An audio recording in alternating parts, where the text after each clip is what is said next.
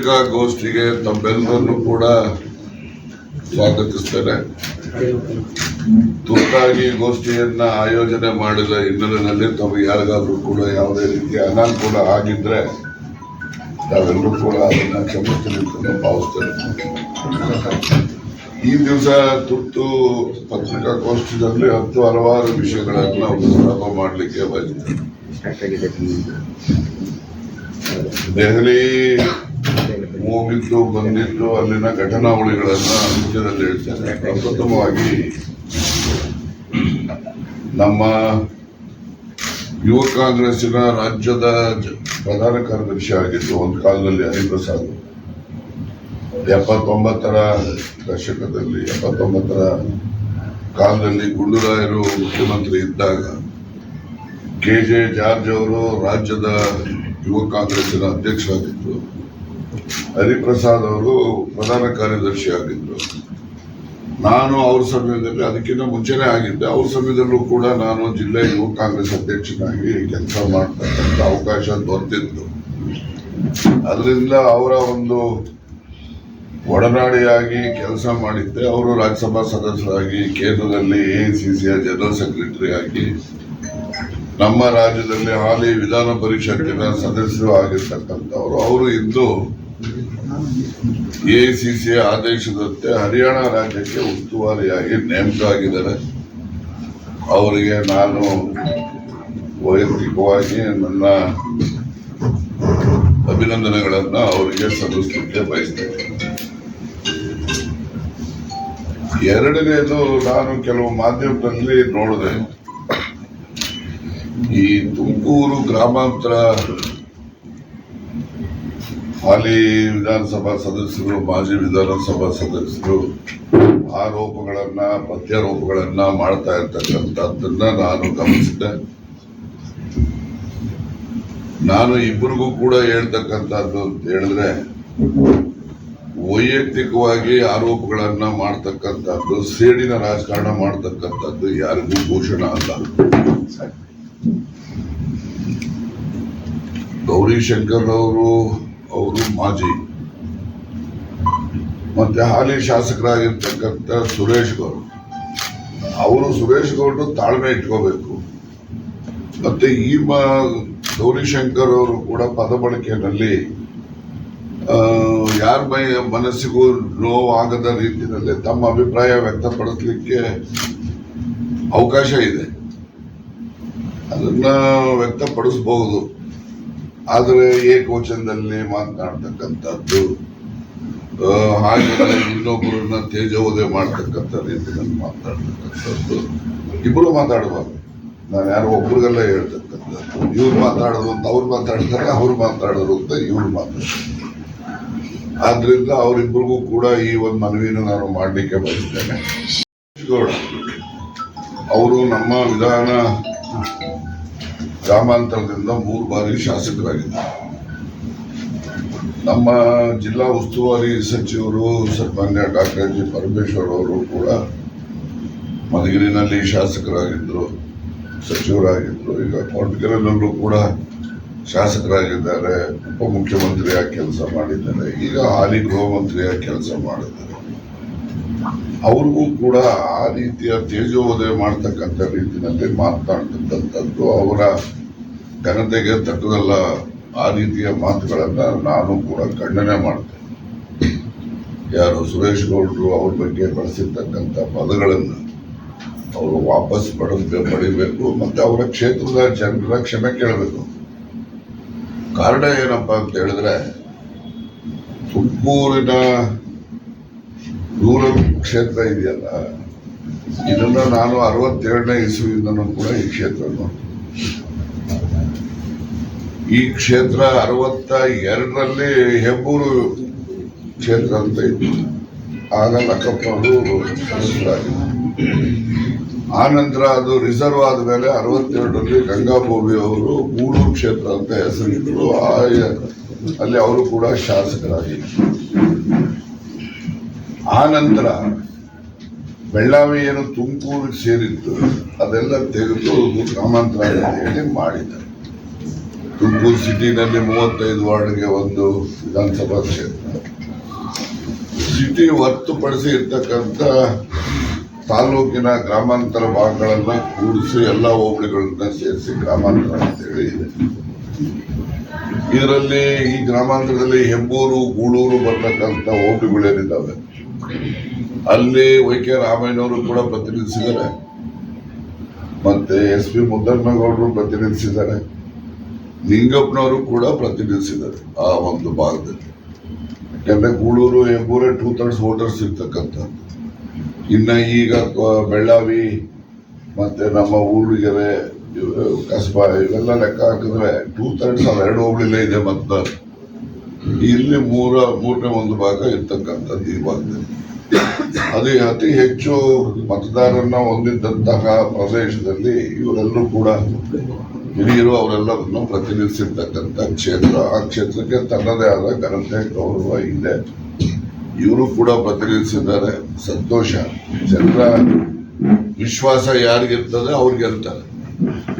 ಪಕ್ಷ ಅಂತಕ್ಕಂಥದ್ದು ಒಂದ್ ಕಡೆ ಇದ್ರೂ ಕೂಡ ಪಕ್ಷದ ಜೊತೆಯಲ್ಲಿ ವ್ಯಕ್ತಿಗಳ ಅವರ ಒಂದು ಗೌರವ, ಅವರ ಒಂದು ವಿಶ್ವಾಸಾರ್ಹತೆ ಜನರಲ್ಲಿದ್ದಾಗ ಮಾತ್ರ ಗೆಲ್ಲಲಿಕ್ಕೆ ಸಾಧ್ಯ. ಬರೀ ಪಕ್ಷದಿಂದನೇ ಯಾರು ಗೆದ್ಬಿಡ್ತಾರೆ ಅಂತ ಹೇಳಕ್ಕಾಗಲ್ಲ, ಬರೀ ವ್ಯಕ್ತಿಗತವಾಗಿ ಗೆದ್ಬಿಡ್ತಾರೆ ಅಂತಾನು ಹೇಳ್ಬೇಕಾಗುತ್ತೆ. ಪಕ್ಷನೂ ಇರಬೇಕು, ವ್ಯಕ್ತಿಯ ಘನತೆ ಮತ್ತೆ ಅವನ ಒಂದು ಜನರ ವಿಶ್ವಾಸಾರ್ಹತೆ ಇದ್ದಾಗ ಮಾತ್ರ ಅವರು ಗೆಲ್ಲಲಿಕ್ಕೆ ಸಾಧ್ಯ. ಆ ರೀತಿಯಲ್ಲಿ ಗ್ರಾಮಾಂತರದಲ್ಲಿ ಚುನಾವಣೆಗಳು ನಡೀತಾರೆ, ಗೆಲ್ತಾರೆ, ಸೋಲ್ತಾರೆ, ಎಲ್ಲ ಆಗ್ತಾರೆ. ಆದರೆ ನಾವೆಲ್ಲರೂ ಕೂಡ ನಾವು ನಮ್ಮ ಪದ ಬಳಕೆಯನ್ನು ಹದ್ದುಬಸ್ತಲ್ಲಿ ಇಟ್ಕೊಂಡು ನಾನು ಮೊದಲೇ ತಿಳಿಸಿದಾಗೆ ಯಾರದ್ದೇ ಮನಸ್ಸಿಗೆ ನೋವಾಗದ ರೀತಿಯಲ್ಲಿ ಅವರ ಅಭಿಪ್ರಾಯಗಳನ್ನು ವ್ಯಕ್ತಪಡಿಸ್ತಾರೆ. ಮತ್ತೆ ವಿಶೇಷವಾಗಿ ಪರಮೇಶ್ವರ್ ಅವ್ರ ಬಗ್ಗೆ ಆ ರೀತಿಯ ಅವರ ಒಂದು ಘನತೆಗೆ ಕುಂದು ಬರುವ ರೀತಿಯಲ್ಲಿ ಪದಗಳನ್ನು ಬಳಸಿದ್ದಾರೆ. ಅದು ಸರಿ ಇಲ್ಲ ಅಂತ ಹೇಳಿ ನಾನು ಸುರೇಶ್ ಗೌಡರಿಗೆ ಮನವರಿಕೆ ಮಾಡತಕ್ಕಂಥದ್ದು ಮತ್ತೆ ನನಗಾಗಲೇ ಆ ಪದ ಬಳಕೆ ಮಾಡಿರ್ತಕ್ಕಂಥ ದೃಷ್ಟಿನಲ್ಲಿ ಅವರು ಕ್ಷಮೆಯನ್ನ ಕ್ಷೇತ್ರದ ಜನರ ಕ್ಷಮೆ ಕೇಳಬೇಕು, ಅದನ್ನ ನಾನು ಖಂಡಿಸ್ತೇನೆ ಅಂತಕ್ಕಂಥ ಒಂದು ಅಂಶವನ್ನ ನಿಮ್ಮ ಮುಂದೆ ನಾನು ಹೇಳಲಿಕ್ಕೆ ಬಯಸ್ತೇನೆ. ಗೊತ್ತಾಯ್ತು. ಆದ್ರಿಂದ ಕೊರಟಗೆರೆ ಕ್ಷೇತ್ರದವರು ಕೇಳಬೇಕಾಗ್ತದೆ. ನನ್ನ ಮನಸ್ಸಿನಲ್ಲಿರ್ತಕ್ಕಂಥದ್ದು ಅವರ ವಿಧಾನಸಭಾ ಕ್ಷೇತ್ರ ಜನರು ಕ್ಷಮೆ ಕೇಳಬೇಕು. ಯಾಕೆಂದ್ರೆ ಈ ಒಂದು ಸುಸಂಸ್ಕೃತರನ್ನ ಹೊಂದಿರತಕ್ಕಂಥ ಕ್ಷೇತ್ರ ತುಮಕೂರು ಗ್ರಾಮಾಂತರ ಕ್ಷೇತ್ರ. ಮೊದಲಿಂದನೂ ಕೂಡ ನಾವು 62, 67 ಇಲ್ಲಿಂದನೂ ಕೂಡ ನಾವು ಹಿಂದಿನ ಇತಿಹಾಸ ನೋಡ್ತಾ ಬಂದ್ರೆ ಅಲ್ಲಿ ಯಾವತ್ತೂ ಕೂಡ ನೀವು ಬೇರೆ ಬೇರೆ ಎಲ್ಲರ ನೋಡಿ ರಾಜಕೀಯದಲ್ಲಿ ಪಕ್ಷ ದೃಷ್ಟಿ ಮೇಲೆ ಬೇರೆ ಬೇರೆ ದೃಷ್ಟಿನಲ್ಲಿ ಒಂದು ಗಲಭೆಗಳಾಗ್ತವೆ. ಈ ಕ್ಷೇತ್ರದಲ್ಲಿ ಒಂದೇ ಒಂದು ಗಲಭೆ ಎಲ್ಲೂ ಕೂಡ ಪಕ್ಷದ ಆಧಾರದ ಮೇಲೆ, ಜಾತಿಯ ಆಧಾರದ ಮೇಲೆ ಗಲಭೆಗಳಾಗಿಲ್ಲ. ಅದು ಒಂದು ವಿಶೇಷತೆ ಗ್ರಾಮಾಂತರ ಕ್ಷೇತ್ರ. ಆ ಒಂದು ದೃಷ್ಟಿನಲ್ಲಿ ಸುಸಂಸ್ಕೃತ ಜನ ಇರ್ತಕ್ಕಂಥ ಕ್ಷೇತ್ರದಿಂದ ಪ್ರತಿನಿಧಿಯಾಗಿ ಬಂದು ಅಸಂಸ್ಕೃತ ಪದಗಳನ್ನ ಬಳಸ್ತಕ್ಕಂಥದ್ದು ಕ್ಷೇತ್ರದ ಜನರಿಗೆ ಮಾಡ್ತಕ್ಕಂಥ ಅವಮಾನ ಅಂತ ಹೇಳಿ ನಾನು ಆ ಜನರ ಕ್ಷಮೆ ಕೇಳಬೇಕು ಅಂತ ಒತ್ತಾಯ ಮಾಡ್ತಕ್ಕಂಥ. ನಿಮ್ ಬಗ್ಗೆನೂ ಮಾತಾಡಿದ್ದಾರೆ ಯಾರು? ಸುರೇಶ್ ಗೌಡ. ನೋಡಿ, ಯಾರು ಕೇಳ್ತಾರೆ ಬಿಡ್ತಾರೆ ಅಂತ ನಾನು ಅದಕ್ಕೆ ಉತ್ತರ ಹೇಳಕ್ ಹೋಗೋದಿಲ್ಲ. ಅವರು ಯಾರದೇ ಬಗ್ಗೆ ಮಾತಾಡ್ಲಿ ಅಸಂಸ್ಕೃತ ಪದಗಳು ಅದು ಸರಿ ಇಲ್ಲ. ಪರಮೇಶ್ವರಿಗೆ ಮಾತಾಡ್ಲಿ, ಗೌರಿಶಂಕರ್ ಬಗ್ಗೆ ಮಾತಾಡ್ಲಿ, ನನ್ನ ಬಗ್ಗೆ ಮಾತಾಡ್ಲಿ, ಇನ್ನೊಬ್ಬ ಸಾಮಾನ್ಯ ಮತದಾರರ ಬಗ್ಗೆ ಮಾತಾಡ್ಲಿ, ಅದು ಸರಿ ಇಲ್ಲ. ನಾನು ಮೊದಲೇ ಹೇಳದ್ನಲ್ಲ, ಯಾರೊಬ್ರು ಮನಸ್ಸಿಗೆ ನೋವಾಗದ ರೀತಿಯಲ್ಲಿ ನಮ್ಮ ಅಭಿಪ್ರಾಯವನ್ನ ಮುಟ್ಟಿಸ್ತಕ್ಕಂಥದಕ್ಕೆ ಪದಗಳಿದಾವೆ. ಅದನ್ನ ಬಳಕೆ ಮಾಡ್ಲಿ, ಯಾರು ಬೇಡ ಅಂತ. ಮನಸ್ಸಿಗೆ ನೋವುಂಟು ಮಾಡುವ ರೀತಿಯಲ್ಲಿ ಮಾತಾಡೋದು, ಅದೆಲ್ಲ ಮಾತಾಡ್ಕೊಂಡು ಆ ರೀತಿ ಎಲ್ಲ ಹೋದ್ರೆ ಅವೆಲ್ಲ ಇರ್ತವೆ. ಅವೆಲ್ಲ ಹಿಂದೆ ಏನೇನಾಗ್ತವೆ, ಏನೇನು ಹೋಗ್ತವೆ, ಅವೆಲ್ಲ ಇರ್ತವೆ. ಅದಕ್ಕೆಲ್ಲ ಇದು ಮಾಡಬಾರ್ದು. ನಾವು ಇಬ್ಬರು ಜಗಳದಲ್ಲಿ ತಮ್ಮ ಹೆಸರನ್ನ ಹೇಳ್ತಾನೆ, ನನ್ನ ಹೆಸರು ಯಾಕೆ ಹೇಳ್ತಾನೆ? ತಾವು ತಮ್ಮ ಆಶೀರ್ವಾದದಿಂದ ಸುರೇಶ್ ಗೌಡರಿಗೆ ನೋಡಿ, ನಾನು ನನ್ನ ಇಷ್ಟ ಯಾರಿಗೆ ಬೇಕಾದ್ರೂ ಆಶೀರ್ವಾದ ಮಾಡ್ತೀನಿ, ಯಾರಿಗೆ ದ್ವೇಷ ಮಾಡ್ತೀನಿ. ನನಗೆ ಯಾರು ಈ ಬುದ್ಧಿ ಹೇಳಿ ಹಿಂಗೆ ಇರ್ಬೇಕು ಹಂಗೆ ಇರ್ಬೇಕು ಅಂತ ಹೇಳಂಗೂ ಇಲ್ಲ, ಹೇಳೋದನ್ನ ಕೇಳಂಗೂ ಇಲ್ಲ. ಇರ್ಬೋದು, ಸುರೇಶ್ ಗೌಡನಿಗೂ ಸಹಾಯ ಮಾಡಿದ್ದೀನಿ, ಒಂದ್ಸರಿ ಗೌರಿಶಂಕರ್ಗೂ ಮಾಡಿದ್ದೀನಿ. ಯಾವಾಗ ನಮ್ಮ ಎಲೆಕ್ಷನ್ ನಲ್ಲಿ ಹಿಂದೆ ನಮ್ಮ ಹುಡುಗನ ಎಲೆಕ್ಷನ್ ನಲ್ಲಿ ಇವರೆಲ್ಲ ಹುಲಿ ನಾಯಕ ನಿಲ್ಲಿಸಿ ಓಟು ಡಿವೈಡ್ ಮಾಡಿ ನಮ್ಮ ಹುಡುಗನ ಸೋಲಕ್ಕೆ ಕಾರಣ ಅಂತ ಆ ವರ್ಷ ಇವ್ನು ಸೋಲ್ಬೇಕು ಅಂತ ಮಾಡಿದೆ. ನಾನು ಹೇಳೇ ಮಾಡಿದ್ದೀನಿ. ಯಾರು ಸುರೇಶ್ ಗೌಡ ಸೋಲ್ಬೇಕು ಅಂತ. ಅದೇ ಮೊನ್ನೆ ಎಲ್ಲ ಎಲೆಕ್ಷನ್ ನಮ್ಗೆ ಸಹಾಯ ಮಾಡಿದ್ದಾರೆ. ನಾವು ಎಲ್ಲ ಗೆಲ್ಲಬೇಕು ಅಂತಲೂ ಪ್ರಯತ್ನ ಮಾಡಿದ್ವಿ. ಅದರಿಂದ ನಾವು ಯಾವತ್ತೂ ಕೂಡ ಉಪಕಾರ ಸ್ಮರಣೆಯನ್ನ ಸ್ಮರಿಸೋಂತ ಜಾಯಮಾನ ನಂದು. ಆ ಉಪಕಾರ ಸ್ಮರಣೆಗೆ ಸರಿಸಮನಾಗಿ ನಾನು ಕೂಡ ಅವರಿಗೆ ಅನುಕೂಲಗಳನ್ನ ಮಾಡಿರೋ ಸಂಗತಿಗಳು ಉಂಟು. ಕೆಲವು ಸಂದರ್ಭದಲ್ಲಿ ಉಪಕಾರ ಮಾಡದೇ ಇರೋ ಸಂಗತಿನೂ ಉಂಟು, ಇಲ್ಲ ಅಂತ ನಾನು ಹೇಳೋದು. ಅದರಿಂದ ಇರ್ಲಿ, ಅವ್ರು ನೋಡಿ, ಯಾರ್ಯಾರು ರಾಜಕಾರಣದಲ್ಲಿ ಬೆಳಿಬೇಕಾದ್ರೆ ಅವರಿಗೆ ಅವರ ಒಂದು ಶ್ರಮ ಇರ್ತದೆ. ಅವರು ಜನರಲ್ಲಿ ವಿಶ್ವಾಸ ಗಳಿಸ್ತಕ್ಕಂಥದ್ದೆಲ್ಲ ದೊಡ್ಡ ಶ್ರಮ. ಅದರಲ್ಲಿ ಯಾರು ಹೆಚ್ಚು ಶ್ರಮ ವಹಿಸಿ ಜನರು ವಿಶ್ವಾಸ ಗಳಿಸ್ತಾರೋ ಅವರು ಗೆಲ್ತಾರೆ. ನಾನೇ ಗೆಲ್ಲಿಸ್ಬಿಟ್ಟೆ, ನಾನೇ ಸೋಲಿಸ್ಬಿಟ್ಟೆ ಅಂತ ಹೇಳ್ಕೊಂಡ್ರೆ ಅದು ಅಪಚಾರ. ಸರ್, ರಾಜಕಾರಣದಲ್ಲಿ ಹೊಂದಾಣಿಕೆ ರಾಜಕಾರಣದಲ್ಲಿ ನಿಸ್ಸೀಮ್ ಅಂದಿದ್ದಕ್ಕೆ ರಾಜಣ್ಣ ಅವ್ರ ಆಶೀರ್ವಾದ ಇಲ್ಲ ಅಂದ್ರೆ ನೀವು 3 ಬಾರಿಯಲ್ಲಿ ಗೆಲ್ತಿದ್ರಿ ಅಂತ. ಆಯ್ತು, ನಾನು ಇವ್ರಿಗೂ ಮಾಡಿದ್ದೀನಲ್ಲ. ಈಗ ರಾಜಕಾರಣ ನೋಡಿ, ನಾನು ಹೊಂದಾಣಿಕೆ ರಾಜಕೀಯದಲ್ಲಿ ಅದ್ರ ಬಗ್ಗೆ ನಾನು ಚರ್ಚೆ ಮಾಡಕ್ ಹೋಗಲ್ಲ. ಎಲ್ಲರೂ ಅವರೇ, ಯಾರನ್ನ ಇಲ್ಲ ಅಂತ ಹೇಳ್ಕೊಂಡ್ರೆ ಸುಮ್ಮನೆ ಅವರ ಆತ್ಮವಂಚನೆ ಮಾಡ್ಕೊಂತಾರೆ. ಅದರಿಂದ ಯಾರಿಲ್ಲ ಅಂತ ಹೇಳಿ ನೋಡೋಣ ಬೇಕಾದ್ರೆ. ಅವ್ರಿಗೆ ಏನಾಗ್ಬಿಟ್ಟಿದೆ ಅಂತ ಹೇಳಿದ್ರೆ, ಇವರು ಹೋಮ್ ಮಿನಿಸ್ಟರ್, ಯಾವ್ದಾದ್ರು ಅವು ಇವು ಕೆಲಸಕ್ಕೆ ಹೇಳಿರ್ತಾರೆ, ಮಾಡಿರೋದಿಲ್ಲ. ಅದಕ್ಕೆ ಮಾಡಿರೋದಿಲ್ಲ ಅಂದ್ರೆ ಮಾಡ್ಲಿಕ್ಕೆ ಅದು ಆಗುತ್ತೋ ಆಗಲ್ವೋ ಬಿಟ್ಟಿರ್ತಾರೆ. ಅದನ್ನ ಮಾಡ್ಲಿಲ್ಲ ಅಂತ ಕೇಳಕ್ ಆಗಲ್ವಲ್ಲ. ಇದು ಯಾವ್ದನ್ನ ಹೇಳ್ತೀರಿ? ಈಗ ಈ ಎಕ್ಸ್ಪ್ರೆಸ್ ಕೆನಾಲ್ ಹೇಳಿದಾರಲ್ಲ, ಎಕ್ಸ್ಪ್ರೆಸ್ ಕೆನಾಲ್ ನಾನು ಕ್ಯಾಬಿನೆಟ್ ಅಲ್ಲಿ ಏನ್ ನಡೀತು ಅಂತ ನಾವು ಹೇಳ್ಬಾರ್ದು. ಆದ್ರೂ ಕೂಡ ನಿಮ್ಮ ಮಾಹಿತಿಗೆ ಫಸ್ಟ್ ಎಕ್ಸ್ಪ್ರೆಸ್ ಕೆನಾಲ್ ಕ್ಯಾಬಿನೆಟ್ ಅಲ್ಲಿ ಸಬ್ಜೆಕ್ಟ್ ಬಂದಾಗ ವೆಹಿಮೆಂಟ್ ಅಲ್ಲಿ ವಿರೋಧ ಮಾಡಿದವರೇ ಪರಮೇಶ್ವರ್. ನಾನು ಆ ತರ ದೊಡ್ಡ ಪದ ಬಳಸಿ ನಾನು ಮಾತಾಡ್ತೀನಿ. ಅವರು ಅಷ್ಟೊಂದು ವೆಹಿಮೆಂಟ್ ಆಗಿ ವಿರೋಧ ಮಾಡಿದ್ರು ಕೂಡ ಕಡೆಗೆ ಕ್ಯಾಬಿನೆಟ್ ಅಲ್ಲಿ ಎಲ್ಲ ಚರ್ಚೆ ಮಾಡಿ ಒಂದು ತೀರ್ಮಾನ ಮಾಡ್ತಾರೆ. ತೀರ್ಮಾನ ಮಾಡಿದ ಮೇಲೆ ನಾನು ಅದಕ್ಕೆ ವಿರೋಧ ಇದ್ದೀನಿ ಅಂತ ಹೇಳಕ್ಕಾಗಲ್ಲ. ಆಚೆ ಬಂದು ಒಳಗಡೆ ನಾವು ಏನೇ ಹೇಳ್ಬೇಕೋ ಅದನ್ನ ಹೇಳಿದ್ರು. ಅಷ್ಟು ಅವರು ವೆಹಿಮೆಂಟ್ ಆಗಿ ಆ ಕೆನಾಲಿಂದ ನಮ್ಮ ಜಿಲ್ಲೆಗೆ ಏನು ತೊಂದರೆ ಆಗ್ತದೆ, ಯಾವ ರೀತಿ ಆಗ್ತದೆ, ಅದರ ಅವಶ್ಯಕತೆ ಇದೆಯೋ ಇಲ್ವೋ ಅದ್ರ ಬಗ್ಗೆನೂ ಕೂಡ ಮಾಡಿ. ಅದ್ರ ಒಂದು ಅವ್ರಿಗೇನು ಕೈ ಹಿಡಿಯೋಂಥದ್ದು ಮಾತು ಹಿಡಿಯೋಂಥ ಸಂಗತಿ ಬಂತು ಅಂದ್ರೆ, ಇವರು ಡೆಪ್ಟಿ CM ಇದ್ದಾಗ ಅದನ್ನ ಮಂಜೂರು ಮಾಡ್ಬಿಟ್ಟಿದ್ರು ಅದನ್ನು. ಆಮೇಲಿಂದ ಯಡಿಯೂರಪ್ಪನವ್ರು ಬಂದ ಮೇಲೆ ಅದನ್ನ ಕ್ಯಾನ್ಸಲ್, ಮಾಧುಸ್ವಾಮಿ ಬಸವರಾಜು ಎಲ್ಲ ಸೇರಿಸಿ ಕ್ಯಾನ್ಸಲ್ ಮಾಡಿಸಿ.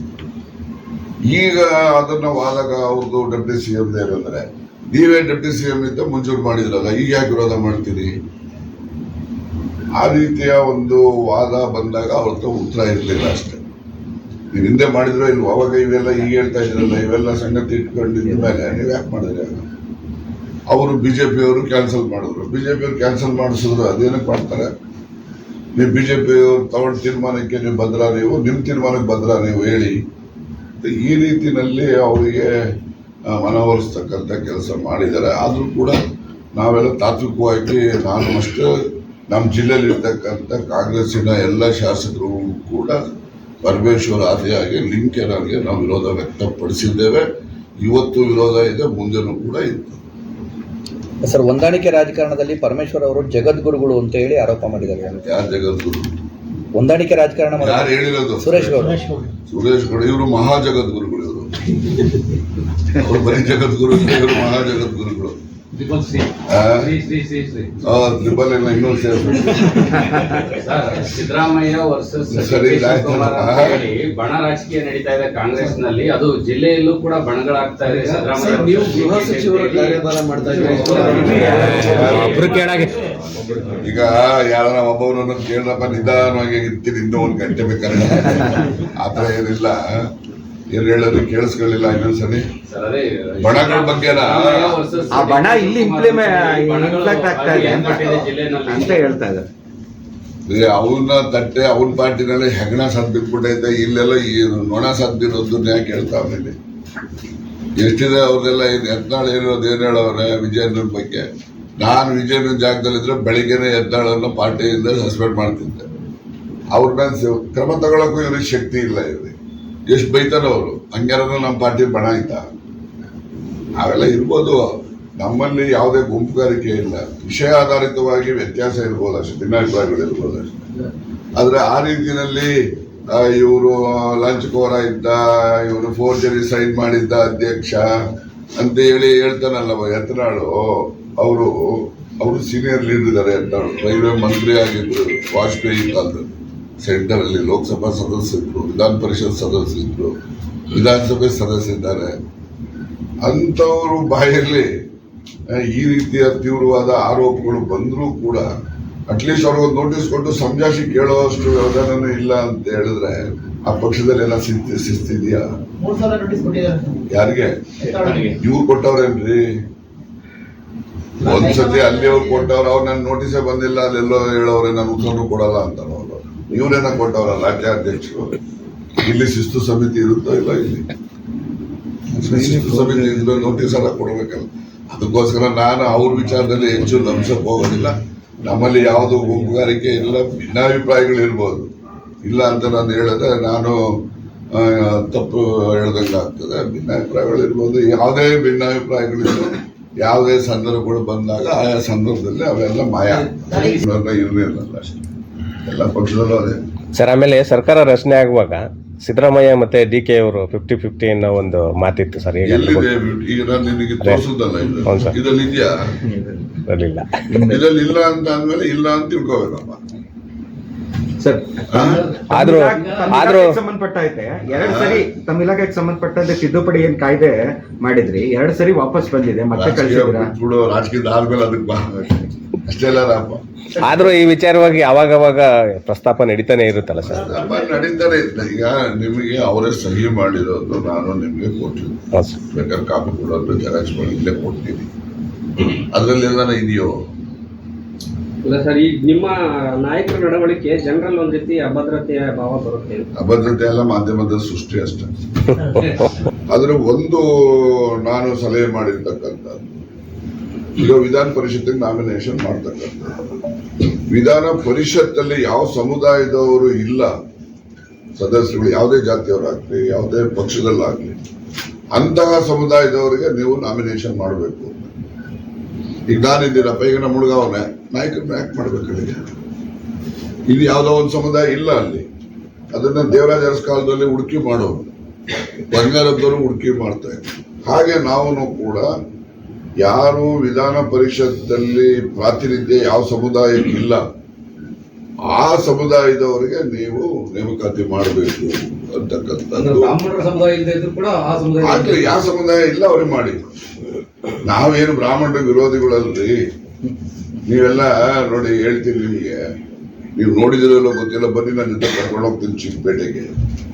ಇವತ್ತು ಕೂಡ ಬೆಳಗ್ಗೆ ಉರಿ ಇಟ್ಟು ತಿಂದು ರಾತ್ರಿ ಊಟ ಮಾಡಿ ಮಲಗೋ ಕುಟುಂಬಗಳನ್ನ ತೋರಿಸ್ತೀನಿ. ಈ ಶ್ರಾದ್ದ ಮಾಡ್ತಾರಲ್ಲ, ಅವ್ರನ್ನ ಹುಡುಕೊಂಡು ಹೋಗಿ ಅವ್ರ ಮೇಲೆ ಊಟ ಮಾಡಿ ಬರೋ ಬ್ರಾಹ್ಮಣಗಳನ್ನ ತೋರಿಸ್ತೀನಿ. ಅವ್ರ ಬಗ್ಗೆ ನಮಗೆ ಮರುಕ ಇದೇ ಇಲ್ಲ. ಅವರು ಕೂಡ ಮನುಷ್ಯ ಬದುಕಬೇಕು ಅನ್ನೋ ಆಶಯ ನಮ್ಗೆ ಇದೆಯೇ ಇಲ್ಲ. ಬ್ರಾಹ್ಮಣರು ಅನ್ನೋದು ಒಂದೇ ಕಾಟಕ್ಕೆ ಬ್ರಾಹ್ಮಣರು ಎಲ್ಲ ಗೋಪುರ ಕಟ್ಕೊಂಡು ಗೋಪುರ ಮನೇಲಿ ಇರ್ತಾರೆ. ಆದ್ರಿಂದ ನಾನು ಒಂದು ಮೂರನೇದಾಗಿ ಇನ್ನೊಂದು ನಿಮ್ಗೆ ಹೇಳ್ತೀನಿ, ಶೋಷಿತರು ಅಂತಿದ್ದಂಗೆ SC/ST ಇನ್ಕೊಂಡ್ಬಿಡ್ತೀನಿ. ಎಲ್ಲಾ ಜಾತಿನಲ್ಲೂ ಬಡವರಿದ್ದಾರೆ. ಆ ಎಲ್ಲಾ ಜಾತಿಲಿ ಇರ್ತಕ್ಕಂಥ ಬಡತನದಲ್ಲಿ ಯಾರಿದ್ದಾರೆ ಅವರೆಲ್ಲ ಶೋಷಿತರೆ. ಗೊತ್ತಾಯ್ತಾ? ನೀವು ಬಹಳ ಜನ, ನೀವು ಪತ್ರಿಕೆನಲ್ಲಿ ಇರ್ಬೋದು, ಹೊರಗಡೆ ನಾವು ಲೀಡರ್ಗಳು, ನಾವು ಅರ್ಥ ಹೇಳೋವಂಥ ಕಾಲದಲ್ಲಿ ನಾವು ಶೋಷಿತರು ಅಂತಿದ್ದಂಗೆ ನಾವು SC/ST ಬಗ್ಗೆ ನಮ್ಮ ಇವ್ರದು ಅಂತ. ಎಲ್ಲಾ ಜಾತಿಯಲ್ಲಿರ್ತಕ್ಕಂಥ ಬಡವರೇ ಎಲ್ಲರೂ ಶೋಷಿತರು ಅಂತ ನನ್ನ ಒಂದು ಅರ್ಥ. ತಪ್ಪುದೇನು ಕಾಂಗ್ರೆಸ್ ಬಲ ಹೆಚ್ಚುತ್ತಲ್ಲ, ಅದು ನಮ್ದೇನು. ಕಾಂಗ್ರೆಸ್ಗೆ ಶಕ್ತಿವರ್ಧನೆ ಆಗ್ತಕ್ಕಂಥ ಕ್ರಮ ಯಾವುದೇ ಮಾಡಲಿ ಅದಕ್ಕೆ ನಮ್ಗೆ ಬೆಂಬಲ ಇದ್ದೇ ಇರುತ್ತೆ. ನಮ್ದೇನು ಅದಕ್ಕೆ ಅಂಜಿಕೆ ಆಗ್ಲಿ ಅಥವಾ ನಮ್ದು ಅದಕ್ಕೆ ವಿರೋಧ ಆಗ್ಲಿ ಏನಿಲ್ಲ. Sir, R Ashok deadline ಕೊಟ್ಟಿದ್ದಾರೆ, ನವೆಂಬರ್ 16-17 ಅಷ್ಟರಲ್ಲಿ CM ಚೇಂಜ್ ಆಗುತ್ತೆ. ಅವರು ನೋಡಿ, it's a very good astrologer. ಅದರಿಂದ ಅಸ್ಟ್ರಾಲಜರ್ ನಾವೆಲ್ಲ ಕೇಳ್ಕೊಂಡು ಕೆಲವೆಲ್ಲ ತೀರ್ಮಾನ ಮಾಡ್ತೀವಲ್ಲ, ಅದರಿಂದ ಐ ಕಾಂಪ್ಲಿಮೆಂಟ್.